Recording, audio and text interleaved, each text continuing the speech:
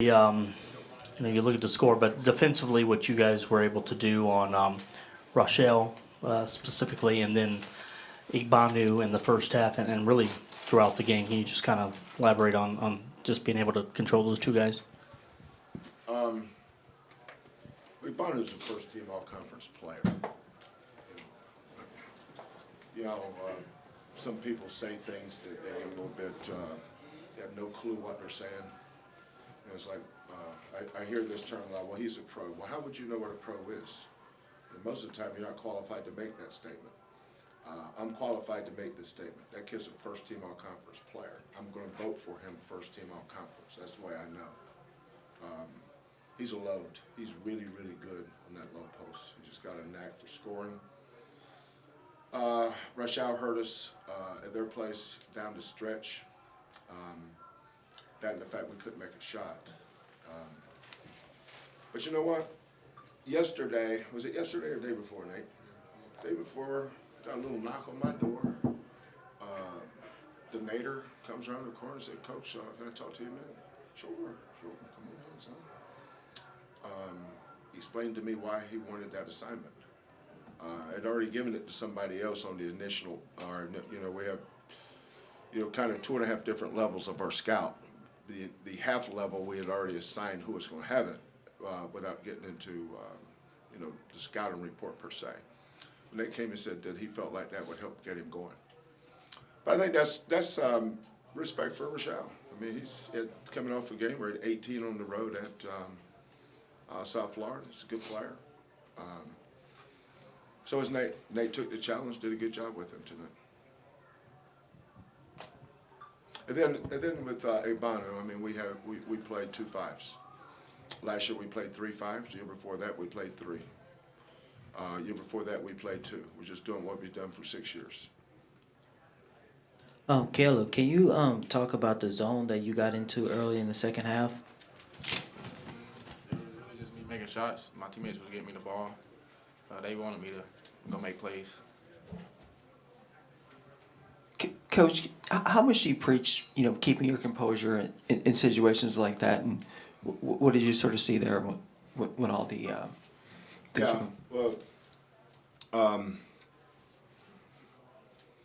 well, Tulsa's a good program. Frank Haith is, I respect him as much as any coach. The game was getting away a little bit. They have a lot of pride. I don't know. But we've been in these situations so many times. My rule is if I see anybody retaliate, you're coming out. And I mean, if in verbal, it doesn't matter, you're coming out. The most important thing we have going here is our basketball program, period. Not you. It's not about you, it's about our program, so don't do anything to embarrass our program. So, but our kids did a great job with that. Frustrations arise. We're, Tulsa's got a good team. They were just behind us in standings coming into the game. So, and I thought they played well the first half. Now we couldn't throw it in the ocean if we're standing on shore, but that's not surprising. I've seen that a lot. But when we start getting home on the offensive boards is when we're pretty good. We don't expect to beat anybody with our first shot. It's not an opinion; it's a fact. We're not a first shot team. We're a second shot, third shot team. We know that. That's the way we practice. That's the way we prepare. And when they come into the huddles, if they're not doing that, then I'm going to get somebody else that's giving me a little bit better effort, or we'll make some changes. Did you get an explanation on Fabian why he was called? I didn't ask. I didn't care. I just wanted to get to the next play. Coach, can you give an update on Quentin Grimes? No, I have no. I do know it's on his pelvis.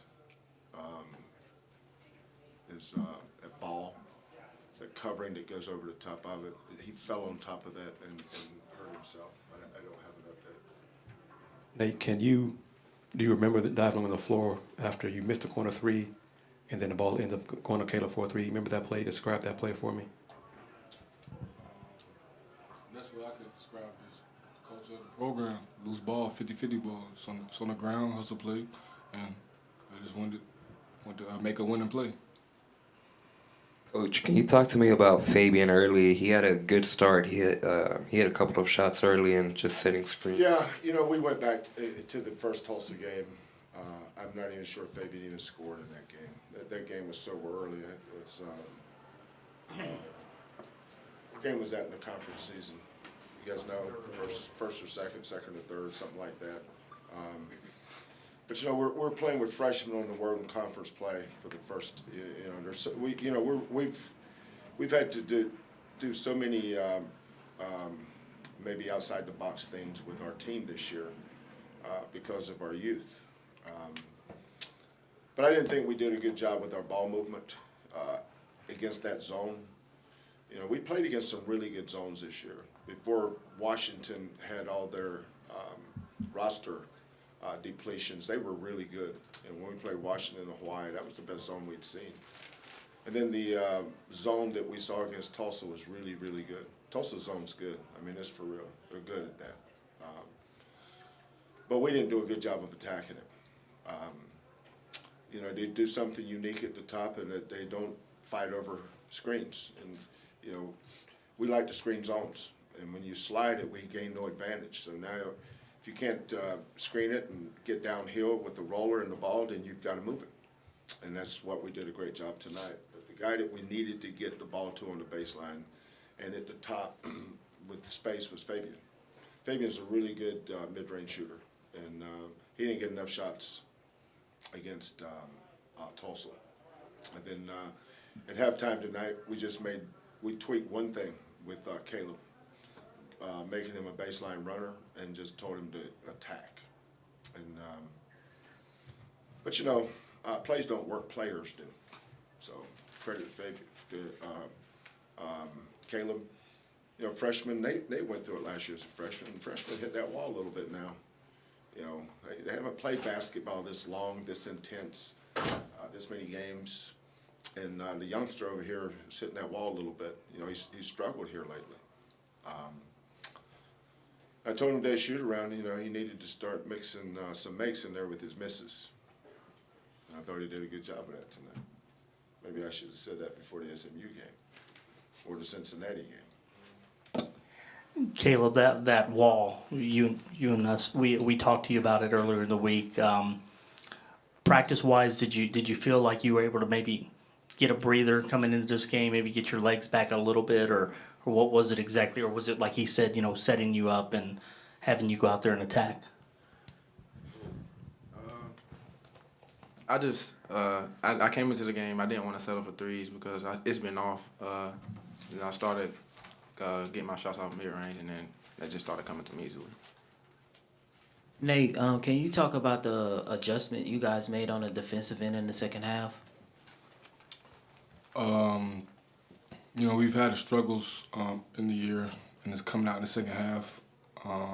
We've been good in the first half. The second half, we let up, and we've cost up some games this year. So it's just still staying with that mindset of second half. We got to come out second half and just, you know, keep playing with the same intensity and just keep pounding them and pounding them.